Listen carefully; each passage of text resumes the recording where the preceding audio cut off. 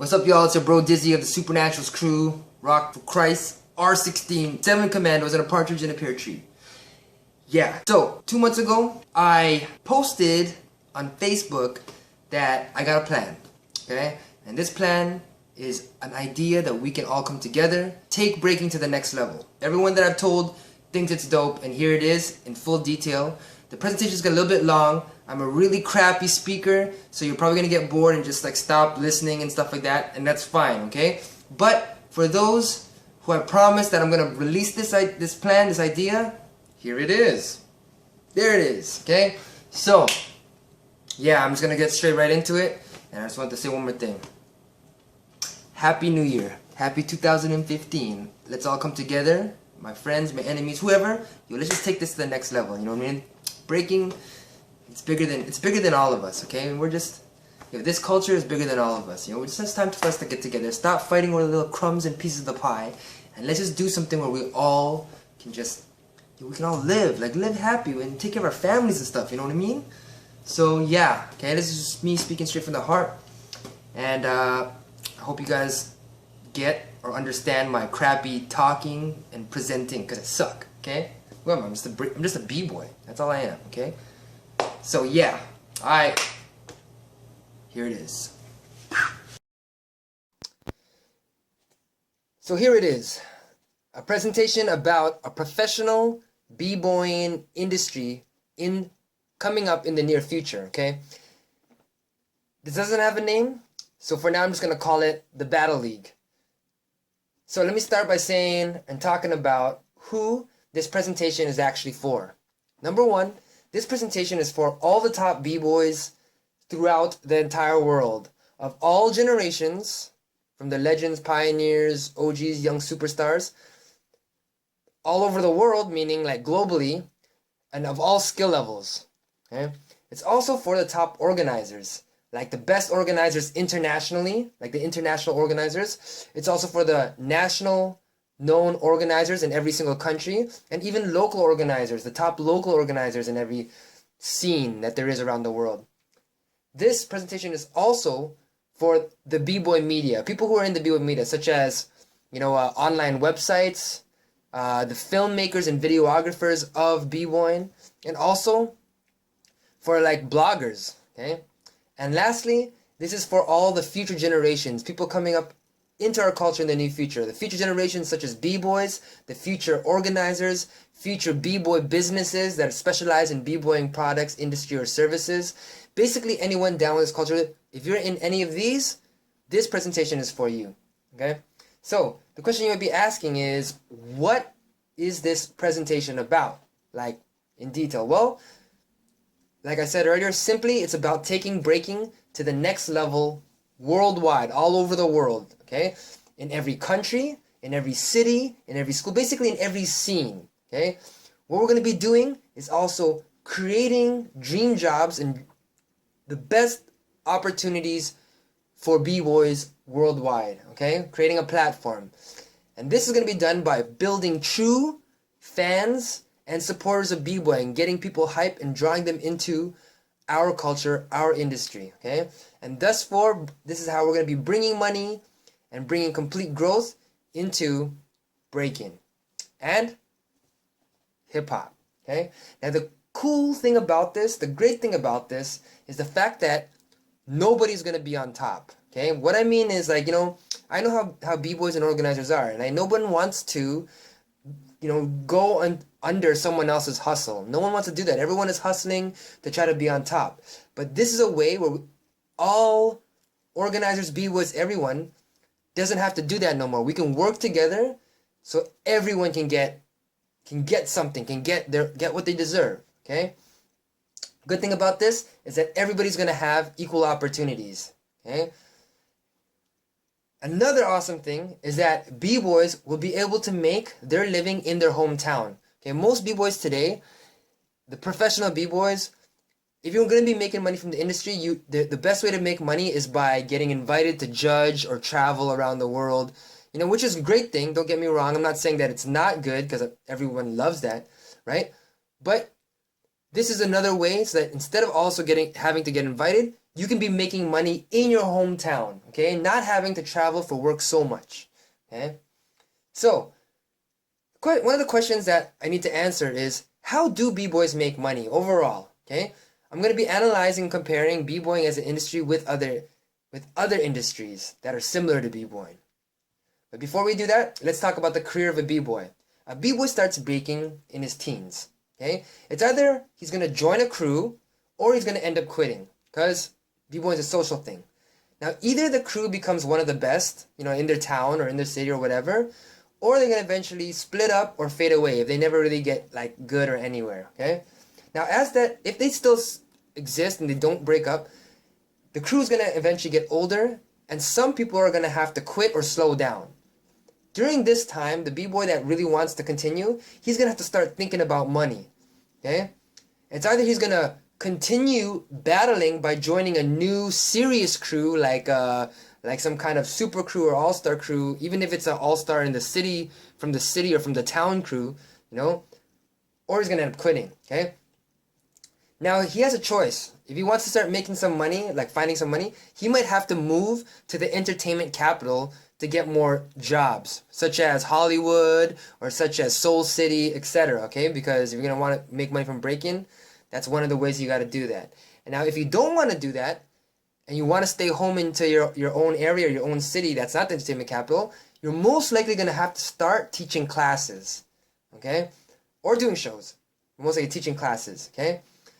Now, if you're like really dope, you don't want to teach classes, you don't want to move to entertainment capital for work, and you're really dope and you want to be making money in the b-boy community, then you're going to have to start getting invited out to judge battles or battle worldwide.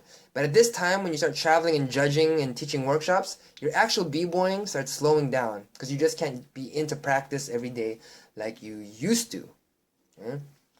So, to reiterate, the career jobs for b-boys is either A, performances, B, the entertainment industry, C, teaching classes, or D, judging workshops. And along with judging in workshops is probably teaching master workshops with it. But the question is, what about a job by simply just battling, by making money just by battling? Is all there is to this culture just prize money? Okay, let's analyze some cultural industries out there, okay? I'm gonna analyze and compare, or I'm gonna actually analyze and show you some other industries, how much money they make, their top people of the industry, how much they're worth, okay? So let's start off with the skateboarders' salaries, okay? The skateboarding industry. Number one, richest is Tony Hawk, okay? He is equivalent to our Crazy Legs, but Tony Hawk is worth $120 million, okay? That's his house right over there. Now, I don't know if Crazy Legs has $120 million or not, but Tony Hawk does, okay? Now, if you go to number three is Rodney Mullen. Rodney Mullen is like the Ken Swift of skateboarding. He's only worth $30 million. I don't know if Ken Swift has $30 million, but yeah, Rodney Mullen does, okay? Number 10 is Eric Costin, okay? He's only worth $15 million, okay? Number 15 is Stacy Peralta. He's only worth $10 million. Down all the way down to number 25 is Bucky Lasik. He's worth only $2.5 million. Number 30 is Philip Sovin. He's worth $500,000. And number 33 is Jeff Phillips. He's only worth $100,000. Now for me, I'm like, I don't got $100,000. What the heck? You know what I mean? Like, anyway. Now you might be saying, yo, but skateboarding, yeah, it's a culture like b-boying, but yo, it's not like hip hop like in the arts. Okay, well, let me show you a part of hip hop that does make money because they got their stuff together. That is rappers. Okay, number one, Dr. Dre, $780 million. That's his house right there. Number two is P. Diddy. He's worth $700 million. Number three, Jay-Z. He's only worth $560 million. Okay, drop down to number 20, Mike D. He's worth $75 million. Drop down to number 35. All the way from Korea, we got Psy. He's worth $45 million. Okay, number 50 is CeeLo Green. He's worth $22 million. Now you might be saying, wait a minute, our culture is more about traveling and going to other places and judging and performing or whatever. Okay, well, let's talk about something that's similar to that. DJs travel just like b-boys do, and they do their honorary performances and guest appearances and whatever in a culture. So we're going to talk about DJs. Number one richest DJ is Tiesto. Okay, he's worth $65 million. That's his Tiesto plane, which he travels around the world in. Okay, number two is Paul Oakenfold. He's only worth $55 million. Drop all the way down just to speed things up. Number 30 is Afrojack. They're worth $2 million. Okay, now you may be like, yo, but that's not hip hop. That's they're DJs, but that's electronic music. You know, we're more like raw and blah blah blah. Okay, well let's talk about graffiti artists. Number one richest graffiti artist, David Cho. He's worth $200 million. Number two is Banksy. He's worth $20 million. Number three is Shepard Fairey.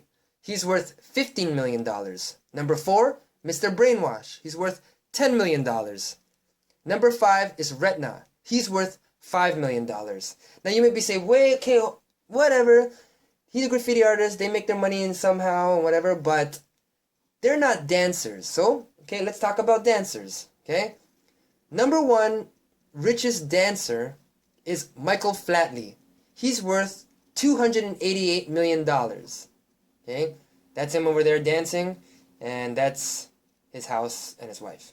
Okay, number two is Jabberwockies. Their whole production and company is worth $5 million. Okay, number three is Derek Hoff. He's only worth $3 million. Now you may be like, yo, those are dancers. Those aren't b-boys. They don't battle head to head. They're like all performance stuff and whatnot. And yeah, you're right. So let me talk about something that's similar, okay? Similar to b-boying, where it's head-to-head fighting and attacking and battling, which is MMA.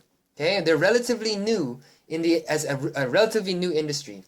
Number one richest mixed martial arts guy is Georges St. Pierre, who's a Canadian.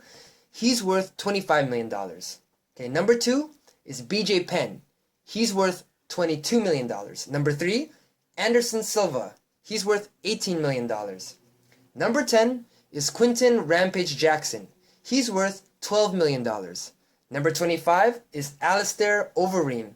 He's worth $5 million. Now if you drop all the way down to number 49, number 50 is the Has-Beens, okay?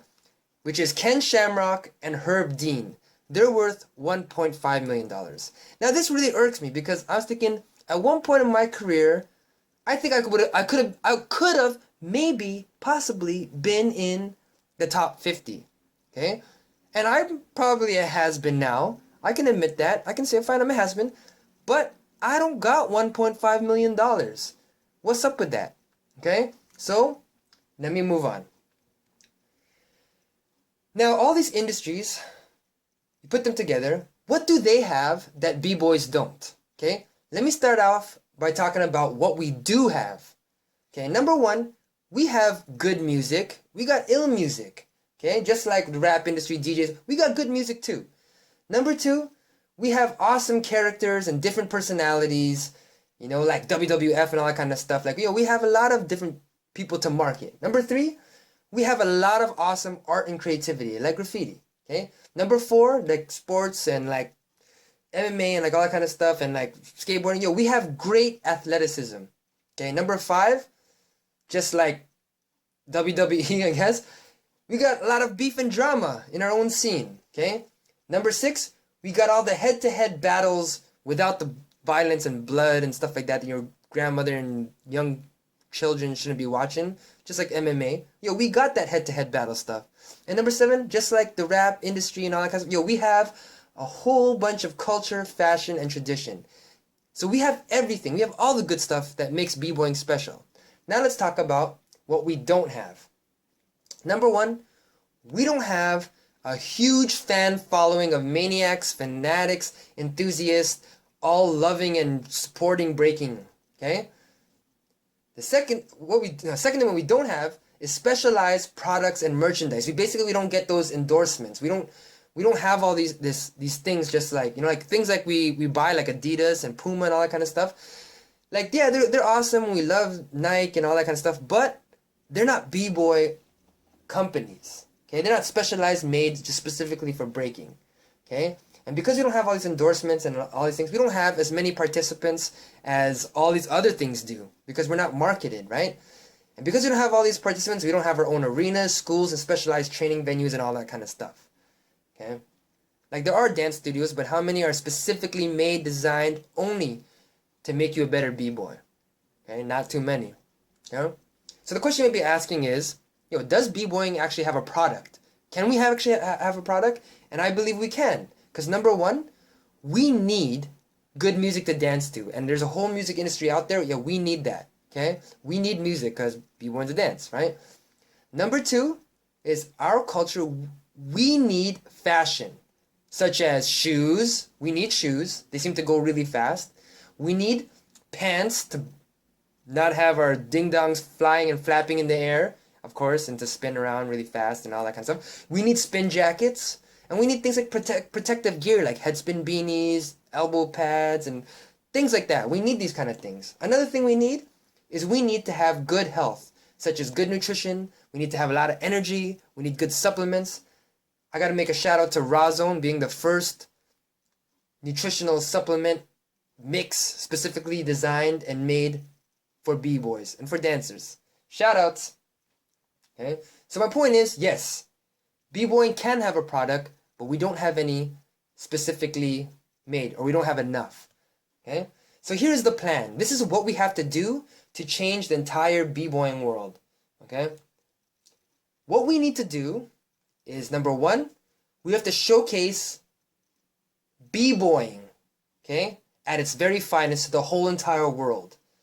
Okay, and that means that it's got to be a full team battle, okay, because that's what it is. That's the finest, when it's the full team going at it, okay? Why? Because you need to have all that different types of diversity and teamwork and routines and all that kind of stuff.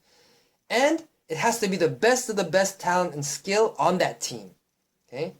The second thing we need to do is we have to build a huge fan following for b-boying, okay? A huge fan following globally, all over the world, okay? And it's got to be very attractive for building and growing a big fan base, okay? It's also got to be short and consistent, well, basically for keeping the fans. And it's got to be marketable, okay? Marketable meaning it's got to have a way to get sponsors, to make that money, to bring that money in, okay? So, just to reiterate, what do I mean by got to be global? Well, basically, this plan has got to be able to be done all over the world, in every single country, in every city, even in the small towns, like basically in every scene, and in all schools, and everything, okay? It's got to be global, okay? Meaning it's got to be universal, okay? The second thing that I want to reiterate is it's got to be attractive for building and growing fans. Okay, what do I mean by that?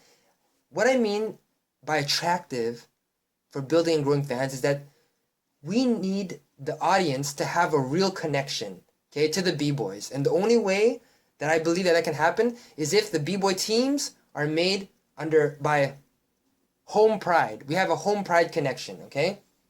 So for example, like the Philippines, okay? When the Project Pinoys came out in R16, that really boosted the morale of the Philippine b-boys out there. And now the scene, since 2010, the scene has grown tremendously, okay? The second thing we need is, to make this attractive, is to have pro battling teams. Okay, we need hometown representatives, right? And the b-boys have to become superheroes and superstars of their hometown, okay? That means that this pro battling team needs to be the best of the best b-boys that represent this pro battling b-boy team, okay? Like the Toronto All-Stars or New York Kings of Mercy. I don't know. Sorry. My brain's about to explode, okay? The second thing that needs to be done for breaking to be attractive for building and growing fans is the audience needs to understand the game. They need to understand breaking, okay? They need to know who's winning or losing at every moment of the battle. They need to know, okay? They also need to know exactly what is needed to win, okay? And obviously, there's gonna have to be someone explaining this to the audience, okay? We have to be able to have explanations. One of the ways is commentary. And maybe a big fat scoreboard, okay? Or something up there so they can see, a visual, okay?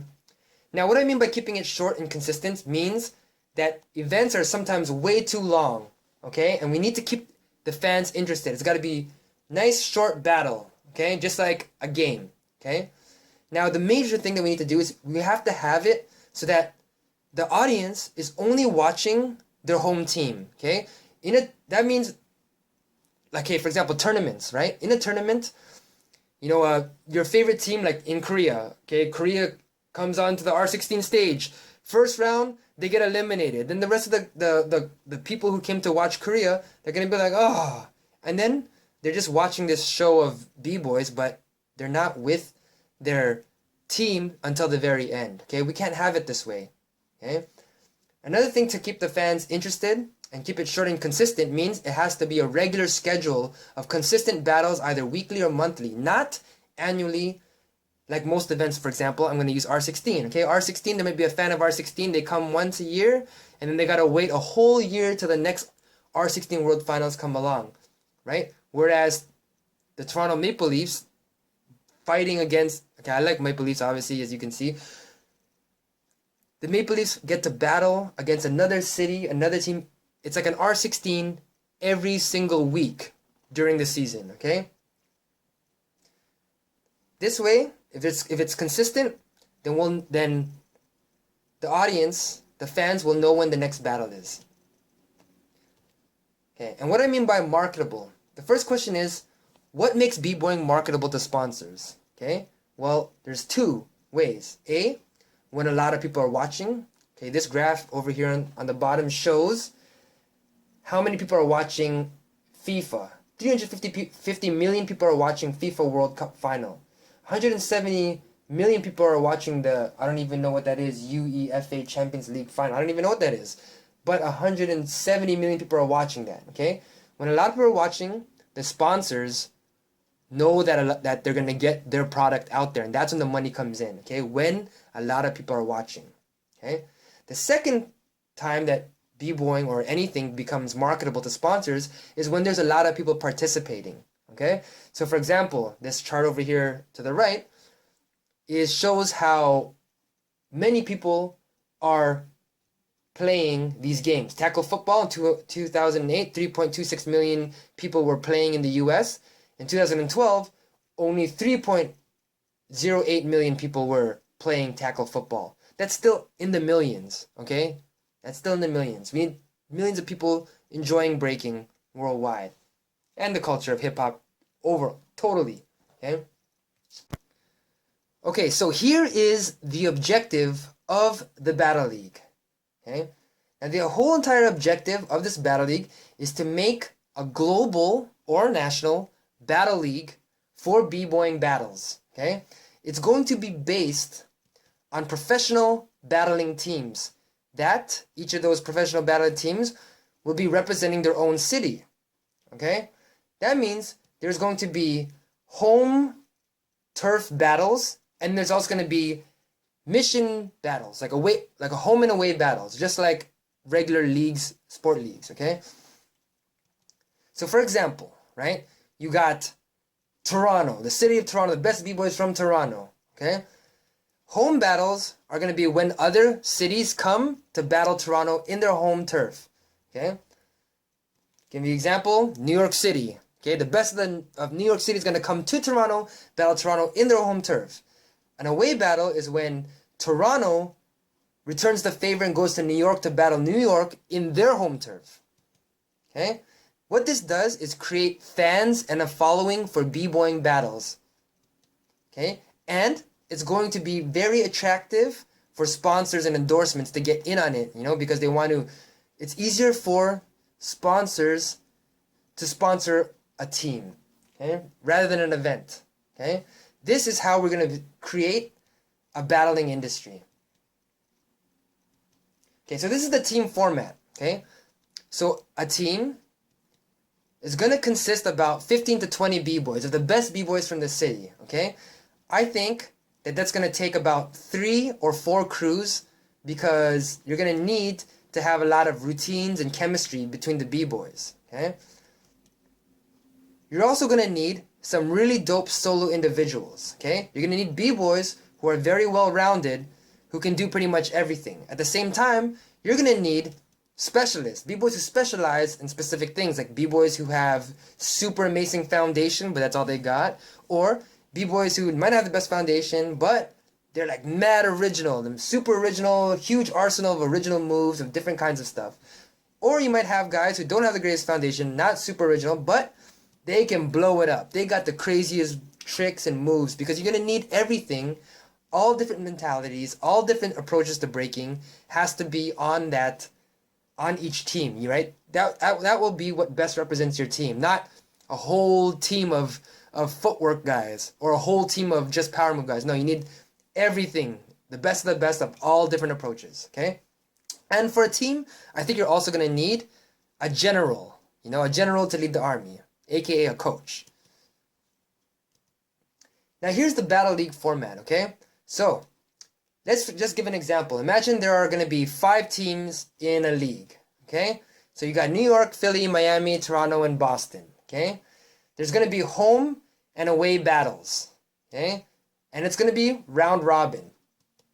Each team is going to battle each other team 2 times totally in the whole season. So each team battles each team twice, okay? Once it's going to be on home turf, okay? So for example, Boston is going to go to New York and battle New York one day, and then another jam, Toronto's going to go to New York, and then another event, Miami's going to go to New York, and then another event, Philly's going to go to New York, okay? In the same way, there's going to be away missions, okay? So for example, New York is going to go to Boston, and then another time to Toronto, another time to Miami, another time to Philly, to battle them in their home turf, okay? So basically, each team has 4 home battles in one season. So only 4 home battles in a year. And likewise, each team will have 4 away battles. Okay? What's cool about this is that I only listed New York, Philly, Miami, Toronto, Boston, but we can have these kind of leagues all over the world. For example, in London, Paris, Rome, Rotterdam, and Berlin might have their own team, and they have the same format where all battles all, 4 battles each. And then we might have one in Asia, like Seoul, Tokyo, Manila, Taipei, and Shanghai. Okay, this is just things that can happen if we make this Battle League worldwide. Okay. Eventually, there might be a playoff series where the best or the top teams of each of the different regions will come together for like a giant playoff world finals. That would be dope. Okay, top teams battling for the championship. That'll be a real world championship. Okay. So types of battle leagues and divisions, we can really expand this everywhere, okay? You might have the pro battling league, which is city versus city. So for example, New York, Toronto, London, Paris, Seoul, Tokyo, Manila. Those are all city teams, okay? It can either be separated by nations, meaning, for example, in Korea, you might have different teams that represent Seoul, Incheon, Jeonju, Busan, Daegu. And in UK, you might have different teams that represent London, Manchester, Newcastle, Edinburgh, and Belfast. Maybe France might have teams in Paris, Lyon, Marseille, Toulouse, and Lille. Or these pro battling teams can be separated by regions, okay? So for example, there might be a USA East Coast, division where it'd be, Toronto, Boston, New York, Chicago, Montreal will have teams. Or, for example, Western Europe might have London, Paris, Berlin, Madrid, and Rome. Or Southeast Asia might be Taipei, Manila, Bangkok, Ho Chi Minh, and Jakarta. These are just examples, okay? Now, on the other side, we can still have amateur battle leagues, okay? So, for example, we'll have high school versus high school, okay? Why? Because the biggest interest in b-boying, it starts in high school, okay? We can also have college versus college, okay? So we'll have college and university. Why? Because college and universities are already well funded, okay? And there are already funded events and clubs in college, okay? A good thing about college versus college battles is they already have that kind of culture, that whole home team pride kind of deal. You know what I'm saying? okay? So another type of division could be a borough versus borough. So for example, okay, New York might have a minor league where they have teams that represent Brooklyn, Bronx, Queens, Manhattan, and Staten Island, okay? The cool thing about this is that maybe perhaps they're going to be battling in this little minor league, but their whole goal is to make a name and move up to the pro leagues, okay? So, yeah, I'm just getting everything out there, all the information out there to show that this can work on all levels, okay? So, like I said, that this is the professional b-boy movement. We're trying to take breaking to the professional level, and I'm going to talk about where we are going and how we're going to get there, okay? What I see in the future is pro city all-star teams, okay? Meaning there's going to be different cities all coming together battling against each other, okay? Where the b-boys are going to be paid battlers. They're going to be on yearly contracts, okay? They're paid to train, battle, and represent their cities, okay? And this will be done and given to them by endorsements as it gets bigger. I also see in the future battle arenas that are made specifically for professional b-boy battles, okay? This is a sketch I drew of what I believe to be an awesome venue one day for professional battles, okay? Made specifically for battles, but it's probably going to be a community center by day. And then at night, it turns into an awesome nightclub. And then maybe they can have concerts and stuff like that there. I don't know. This is just an idea for more businesses, okay? This will make more jobs in our community and in our culture, okay? There'll be way more jobs we're going to be needing more DJs, we're going to need better MCs, we're going to have judges and officials, more coaches and trainers, commentators. We're going to be people taking care of marketing and advertising the teams. There'll be team and business management, like all types of stuff, okay? This is what I see in the future if we go this route. Another thing I see in the future is a way huger fan base for b-boying, and what that's going to make, it's going to result in more participants into breaking, okay? And because there's going to be more participants, there's going to be an even huger b-boy product industry, okay? That means there's going to be a lot more merchandise being made, okay? And specialized products, such as functional fashion, like mock necks, things that, because they look good, but you can spin in it, made specifically for breaking. There'll probably be more protective gear for doing the craziest moves and stuff. There'll probably be training equipment to help you learn those air flares and stuff, okay? And there'll probably be like health products. Shout out to Raw Zone, yeah? I also see in the future, because there's going to be more participants, there's going to be more schools and training centers, okay? And maybe training centers that are going to be resemble dojos, okay? Maybe more dance studios will open up and that will feature more b-boying in it, teaching people how to battle. Maybe the recreation centers are going to have more programs. There's going to be a lot more jobs for people opening up and taking care of, practice spots.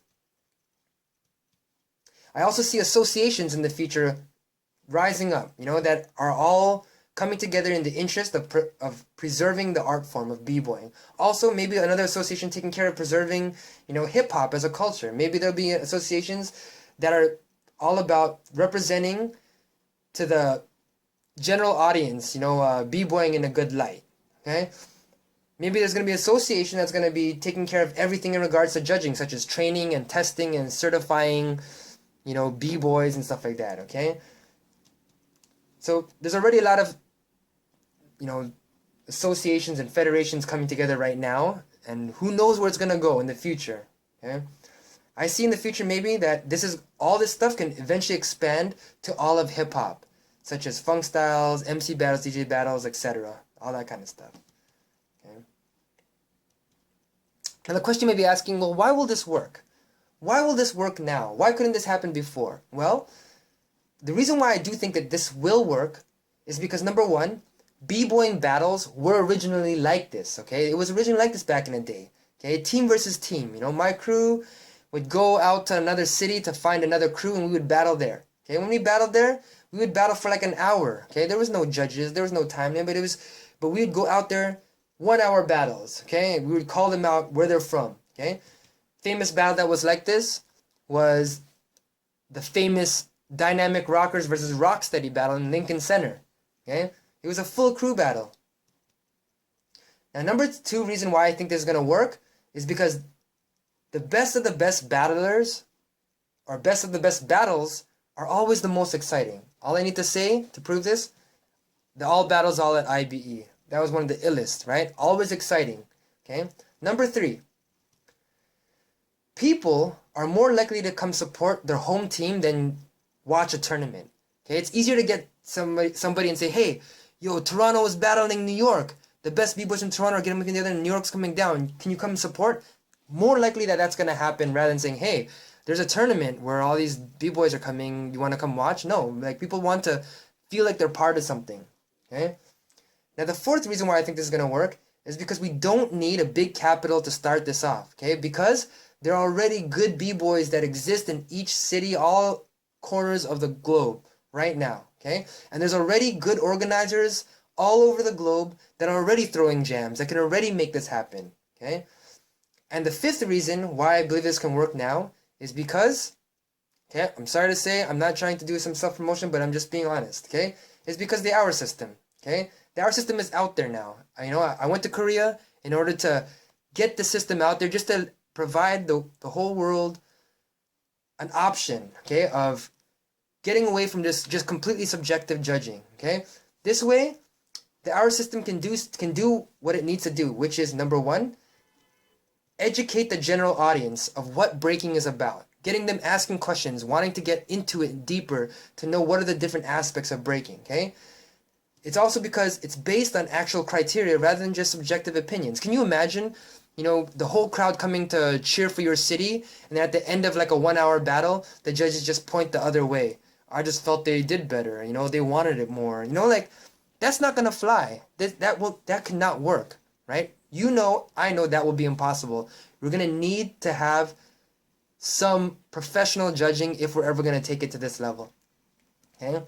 And another reason why the hour system really will make this work is because, it represents every approach to b-boying. It represents all approaches and styles, okay? It's not just, only about power or only about footwork or only about being original. No, this preserves all the different elements and puts everything into this one system to unite every aspect and every approach together, okay?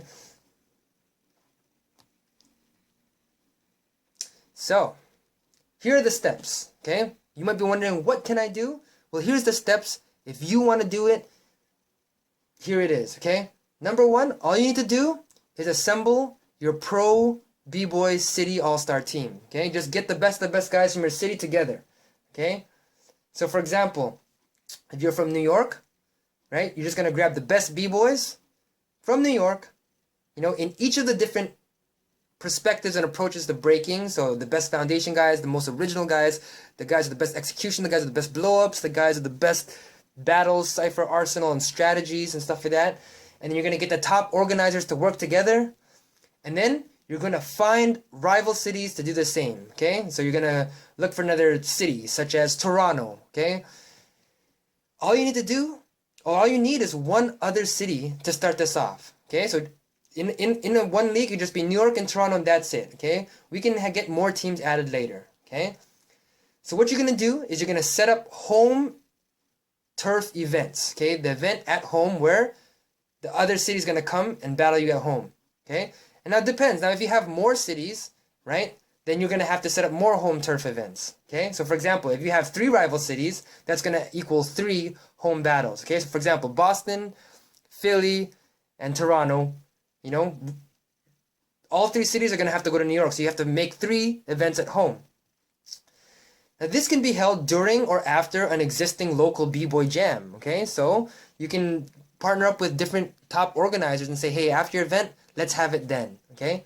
So, for example, these are the different events that are in the city, okay?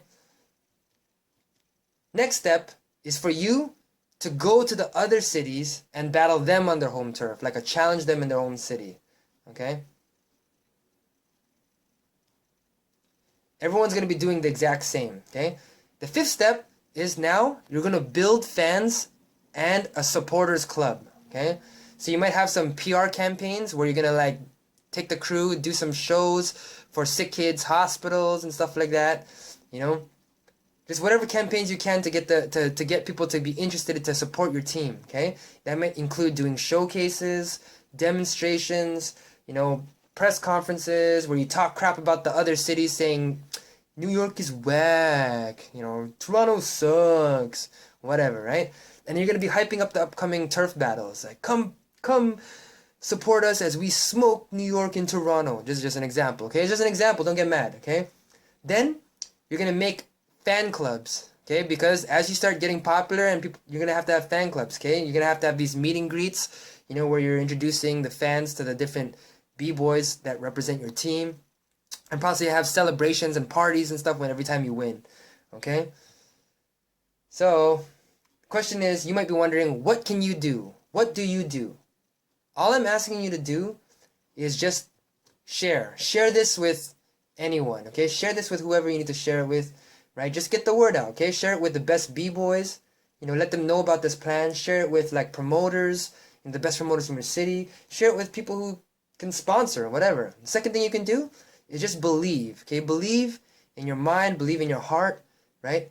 Believe in b-boying, that b-boying is just this beautiful, this wonderful, this awesome, that it can happen, okay? Believe in b-boying and believe that it can happen. And the third thing I ask from you is just to pray. Pray for this culture. Pray for unity. Pray for, a prosperity future. Pray for preservation of the culture. Just pray. If you believe in something, in God or anything, just pray. Okay? So basically that's it. All I'm just trying to say is that I do not want any credit for this. Give the credit to the first 2 cities that ever make this happen, that make professional battle teams and start it going, okay? Don't give me the credit. I don't care about the credit. I don't care about anything but seeing breaking rise to the level that it's meant to be at, okay? So, just letting you all know that the future of this b-boy and hip-hop culture is in our hands. Thank you very much, everybody. Feel free to email me, ask me questions. And just wanted to say that what I put up here is not set in stone. It's just some ideas, right? But I have even more ideas of how to take it to the next level. If this gets shared enough, and if there's enough interest in this, I can provide options, okay? Options outside of the hour system. You don't want the hour system? Fine. I have options of how we can do it. I think our system is the best, but I have options that we can still make solutions to make this happen, okay? Anyway, that's it. Sorry for the super long presentation, but I have to do it. I have to try to spread the word, okay? Same with you guys. Spread the word. Thank you very much for listening, everybody. Peace, God bless, and Happy New Year.